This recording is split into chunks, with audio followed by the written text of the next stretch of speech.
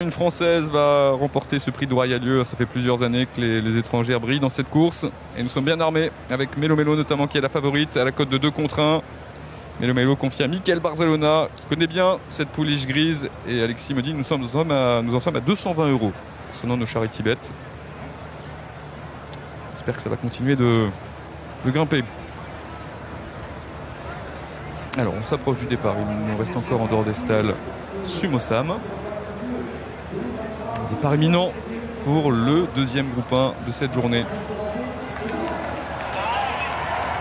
Et elle s'élance pour la 6e épreuve. Autre groupe 1 du jour, le Qatar Prix de Royal-Lieu. Groupe 1 qui s'adresse à des femelles longue distance, 2800 mètres à parcourir. Le premier tournant est déjà là pour Lameana, pour également Library qui vient côté corde et pour Poptronic, le numéro 2 qui est à l'extérieur. Oteri est derrière les animatrices à la hauteur du numéro 4, Alpenblume. Ça joue des coudes pour sortir du premier tournant, alors que Sumo Sam, le numéro 12, progresse à l'extérieur dans le sillage notamment de Chamida.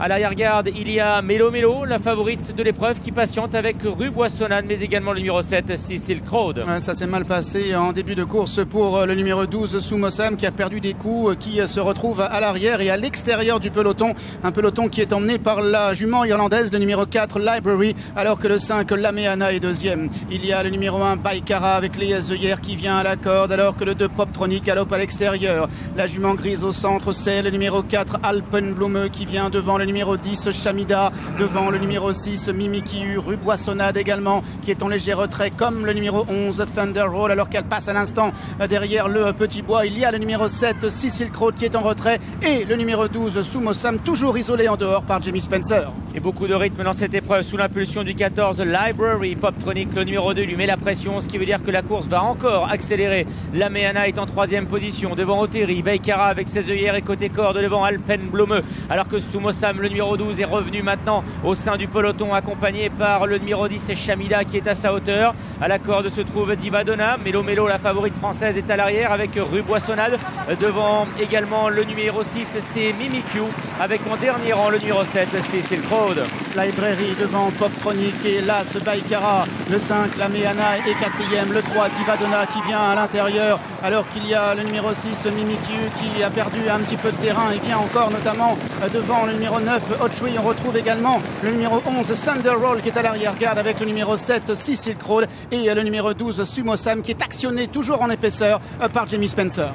Dans la fausse ligne droite, toujours Library, le 14 qui a l'avantage. À son extérieur se trouve Poptronic, devant encore Lameana et Baikara qui est à la corde. Oteri déjà sollicité, 5e devant Divadonna, Alpenblume, avec en léger retrait Chamida. Mélo Mélo est encore à l'arrière, avec également Rue Boissonnade ou encore Sumo Sam. Il reste encore environ 400 mètres à parcourir. Poptronic, le numéro 2, est lancé désormais, prenant l'avantage sur le numéro 5, Lameana, qui vient maintenant à l'extérieur. Il y a également le numéro 3, Divadonna. Oteri également, qui essaie de se rapprocher à l'image du numéro 7, Cécile Crowd, qui vient maintenant de plus en plus fort. Cécile Crowd, le numéro 7, prenant l'avantage et se détachant avec en 2e position le numéro 3, Divadonna. Cécile Crowd qui va se montrer intraitable ici.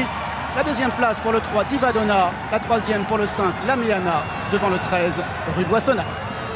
Voilà, Cécile Crowd qui s'est envolée, qui succède donc à Silla Rosa au palmarès de cette épreuve. Grosse impression laissée par la pensionnaire de William Agas, donc qui conserve son titre dans ce prix de Royal-Lieu. Elle a laissé sur place vraiment ses adversaires à mi-ligne droite. Succès impressionnant de celle qui était confiée à Aurélien Lemaître. 2e place en retrait pour le numéro 3, Divadonna, et Outsider. Et ensuite, on a le numéro 5, Lameana, qui se classe 3e. Déception avec la favorite, Mélo Mélo, qui est venu à l'extérieur. Thierry, mais qui n'a pas été capable d'accélérer. On sentait tout le temps que derrière elle, il y avait Cécile Crowd qui était plein de ressources et qui avait plus de ressources qu'elle, justement. Ouais, après ça n'a pas été une belle course à regarder. Franchement, ça a joué des coups de tout le long des épreuves. Cécile Crowd, la lauréate a eu un parcours assez limpide. Elle a dormi derrière, pardon. Elle est vraiment très attentiste.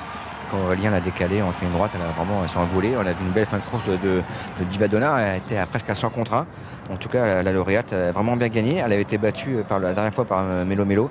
Cette fois-ci, elle a pris une revanche assez sévère. Une très belle victoire de ce numéro 7, Cécile Crowd, associé à Aurélien Lemaître, qui a monté une belle course. Et qui est donc inscrit à son palmarès un nouveau groupe 1. Aurélien Lemaître, que vous voyez ici aux côtés de Dominique, qu'on retrouve. Ouais, bravo Aurélien, ça a été une course sans concession. Il y a eu du rythme départ à l'arrivée. J'ai eu l'impression que tu as eu le voyage que tu voulais, les dos que tu voulais, et la jument a vraiment accéléré fort pour finir. Ouais, on avait les ordres de vraiment la montée décontractée. C'est la première fois qu'elle faisait une distance comme ça. Il y avait du rythme. Son entraîneur m'a dit c'est une jument française, il faut vraiment prendre son temps.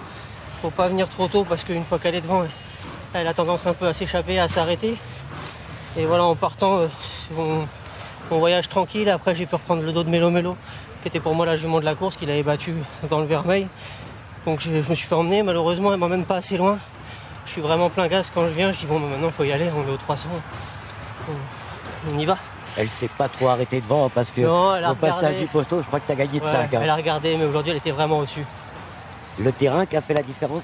Ouais, puis non, mais l'autre jour, faut pas oublier qu'elle court super bien dans un très bon vermeil. Elle s'était ressaisie pour finir. Elle avait, les 300 derniers mètres, elle avait eu un très beau passage. Elle m'avait passé, moi, avec une bonne jument. Donc, aujourd'hui, c'était une vraie chance. On était contents de la monter et d'être associé à cette grande entraîneur et cette grande couleur. C'est une consécration pour un jeune jockey qui monte comme toi, qui gagne de plus en plus de belles courses, d'être appelé par un entraîneur de renommée internationale et qui te donne une jument de groupe 1 comme aujourd'hui. Ouais, tout à fait. Quand on a la chance de pouvoir monter pour des gens comme ça fait toujours plaisir et ça nous met des fois du baume au cœur quand les périodes vont mal. Et quand on monte pour eux, on est super content, on essaie de faire le mieux qu'on peut. Je monte pas souvent pour lui, je crois que j'ai dû monter 3 fois et on n'est pas sorti des 5 avec 2 gagnants, donc je pense que c'est pas mal. Bravo. Merci. La grosse impression laissée par Cécile Kraut, donc qui épingle un premier groupe 1 à son palmarès. On poursuit le débrief sur Racing et on vous donne rendez-vous sur Equidia pour la prochaine. Ce sera le prix Daniel Wildenstein. À tout à l'heure. À tout à l'heure, messieurs. William Agas qui conserve donc son titre dans ce groupe 1. On poursuit avec Angar. Alors l'avoir gagné avant le coup, c'était envisageable parce qu'elle avait terminé finalement 3e du prix Vermeil, juste derrière Mélo Mélo. Mais l'avoir gagné comme ça, Thierry, c'était pas évident parce qu'elle a vraiment laissé sur place toutes ses rivales. Donc l'impression est magnifique.